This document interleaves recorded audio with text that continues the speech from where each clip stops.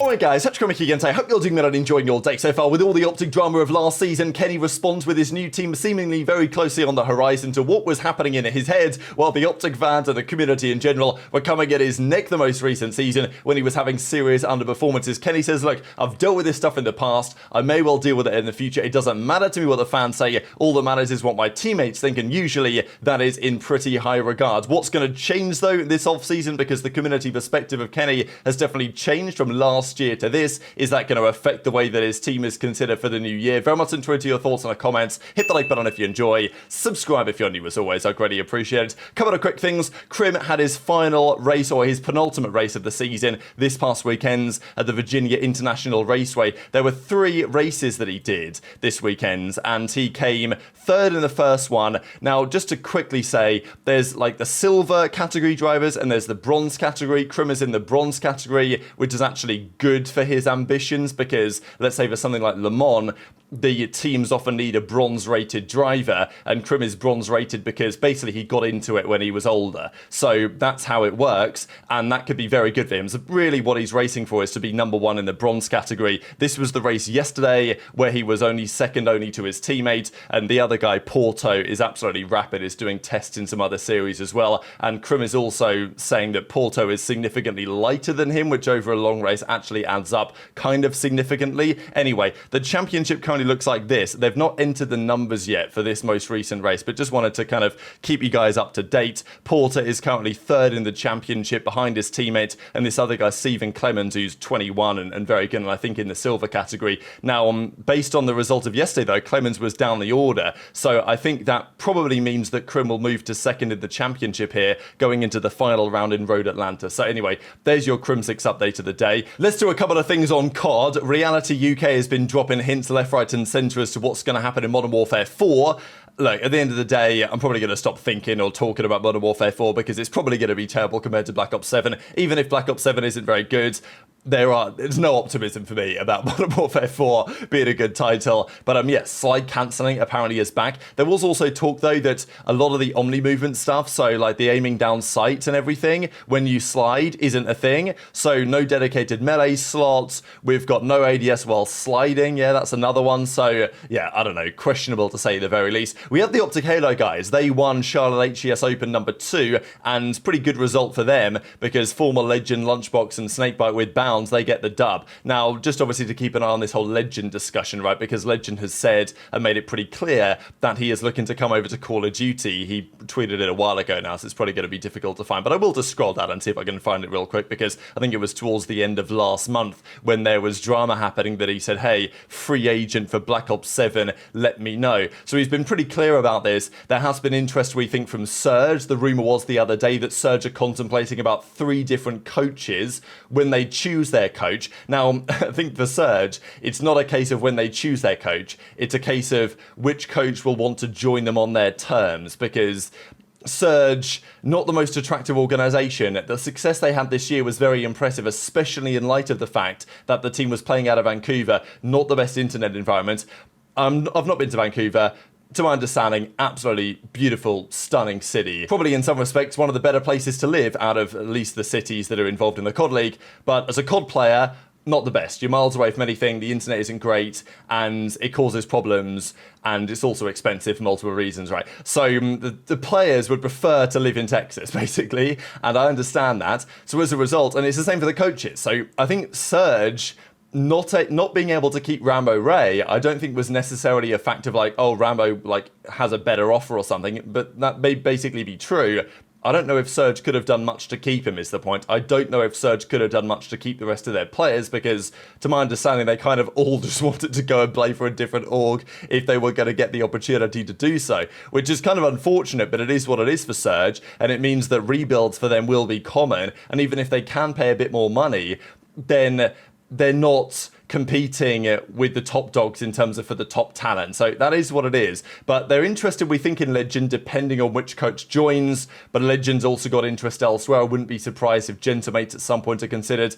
Like, look, if Legend does start in Challengers, or he starts on another team and shows up, and Gentamates aren't doing so well, you know, I'm thinking by March, Gentlemates could just sign him, right? I wouldn't rule that out at all. French player, lots of potential. But I think the fact that he just keeps winning in Halo as well, it's like there's lots of debate. Should you give a guy who's got no COD experience an offer straight into the COD League? It seems, on the face of it, really unfair to lots of the Challengers players.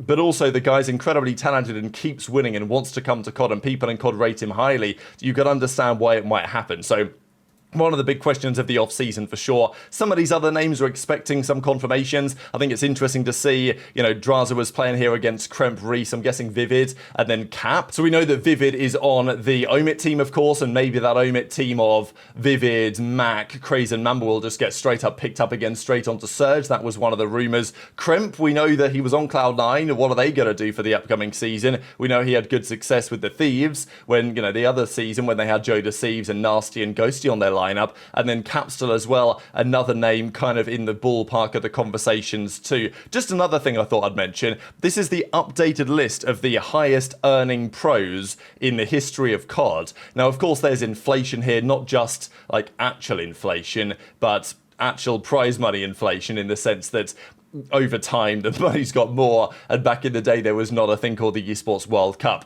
Now these are the numbers. Priester, $987,000 he won. Obviously his last team was on the Falcons. Shotzzy has moved up to 1.46 million with OpTic. Cellium though, Simp and aBeZy, that is the trio, and Simp's nearly won $2 million in personal prize money, and aBeZy has won $2,829.09, more than $2 million in prize pool. I think a lot of that is because some of the prize pools were given out in different currencies, and therefore, you know, the split and the translation, everything. I don't know exactly how this is all calculated, but you add up the numbers, I guess it's not rocket science.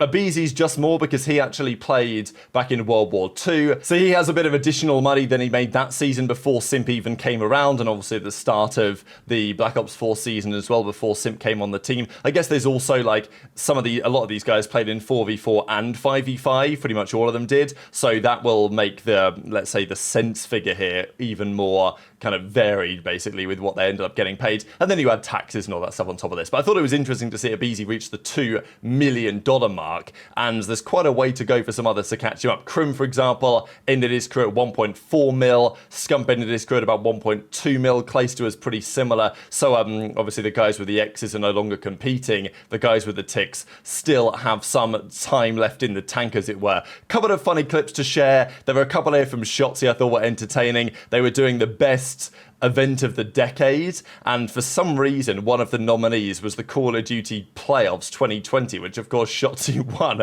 But he was like, I mean, look at this, right? They've got this picture which looks like the main stage, but this was just a graphic, right? Like they just did this as a graphic because there was no actual main stage, there was no fans, there was no LAN, there was nobody there. Shotzzy was like, what are you talking about? But the main clip I thought was interesting was around Kenny discussing his history with OpTic, but also the most recent season, some of his challenges with his own personal performance, but also what the fans thought about it, right? Because Kenny was getting clowned on week in, week out, and a lot of it was very understandably so. The 0.3 against Thieves was insane, right? Kenny 0.3 Eddie, whatever, I don't even know how you better say it, but there were loads of nicknames going around about Ken. Let's just put it that way. I mean, KenJ Nassim was doing the rounds, one of my personal favourites.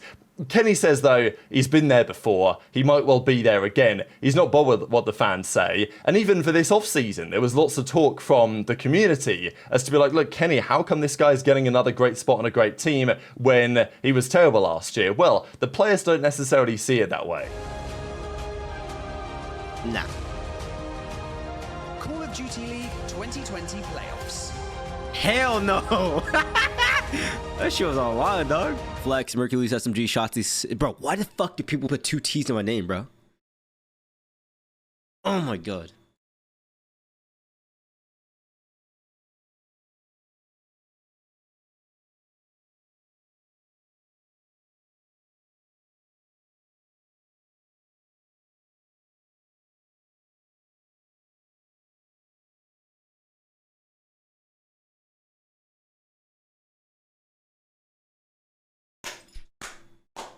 I always knew I fuck with ChatGPT, bro. Shotzzy with 2 T's is not the correct one. Is what?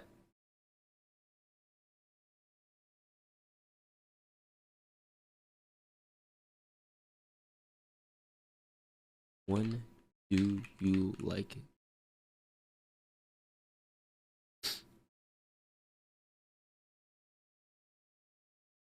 Woohoo! Yo, bro, ChatGPT knows, bro. He said brand recognition since Shotzzy's already known in esports. But if you're considered a unique spin or your own alias, and Shotzzy speaks more to your vibe, or is it meant? Nice. Was any part of it the fans in the community just destroying you verbally? No, I've never thought about that because daily. Nah, hell no. And like obviously I see it, but it's like nah, none of that like ever phases me because at the end of the day it's like what my teammates think of me. And he was like you were the OpTic Reaper for years. I've been getting hate like so many like so you've been trained. Exactly.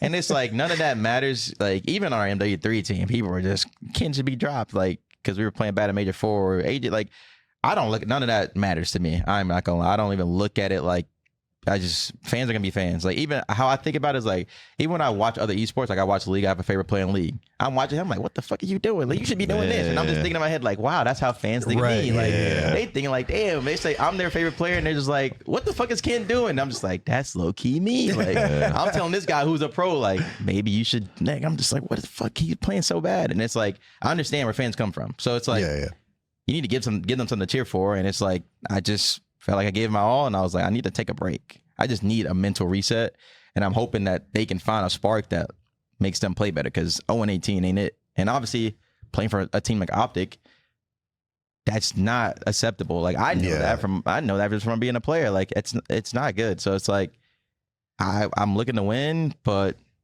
I don't feel like we're about to win. So it's like I need to just sit this out. I think it's nice to see the humility from KenJ as well to realize, hang on a second, I watch other sports, I watch other esports, and I'm like a fan of those players in the same way that people are fans of these players in this scene, right? Because I think often the COD pros, they get this opinion, and I totally understand it. Like if I was a pro player, you'd probably feel the same way, right? Where you look at the fans and they're like, damn, these guys are criticizing us, they've never played the game on this level, they don't know what they're talking about. And I get that, right? But I think a lot of the players feel that way about the COD fans, but it's nice that KenJ can say, you know what, yeah, I do feel that way about the COD fans. They don't know what they're talking about. But equally, I understand why they feel that way because I do the same thing for other sports. So I think that was a nice kind of realization for KenJ to have to be like, yeah, it's not really on the fans if they're hating on me for whatever. And it's not like KenJ was performing well. The criticism from the community was absolutely justified to his individual level. There was all sorts going on. He was obviously getting criticized as well because Huke got dropped and then he did that stream that seemed to imply that Huke was making some mistakes and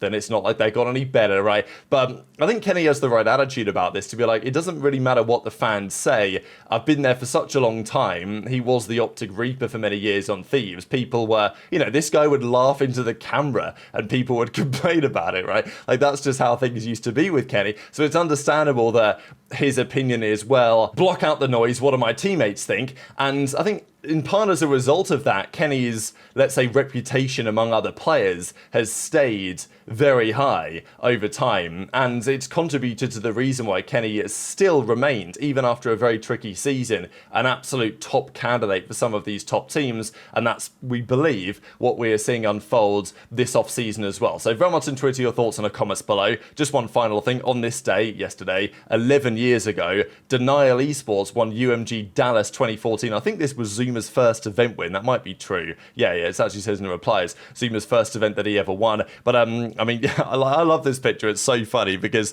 Saint isn't tall enough to see over. Well, he obviously can see over, right? But like Saint is getting blocked out to some degree by this massive check. I mean, look at this thing. Elgato Gaming with the old logo they had, $10,000 champions UMG Dallas. Obviously nowadays, $10,000 goes at fair. Well, let's say Cellium might be getting paid that in a matter of days, right? Compared to this. So yeah, remarkable. But this, of course, Crowder, as he is now, replays back then, Studdy, Saints, and Zuma. What a team that was on Denial back in the day. But very much on Twitter, your thoughts in the comments. Hit the like button if you enjoyed. Subscribe if you're new. Take care. And I'll see you next time.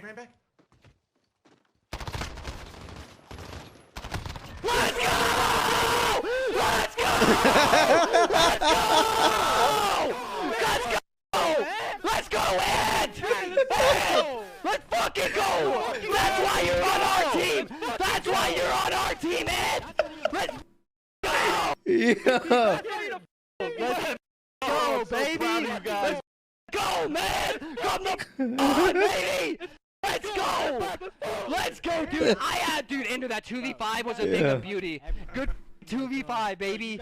We're not losing this, boys. Let's get these rings! Wait, you chose it? Oh. I don't even remember that. Yeah. Wait, Grand Finals versus London FaZe didn't record for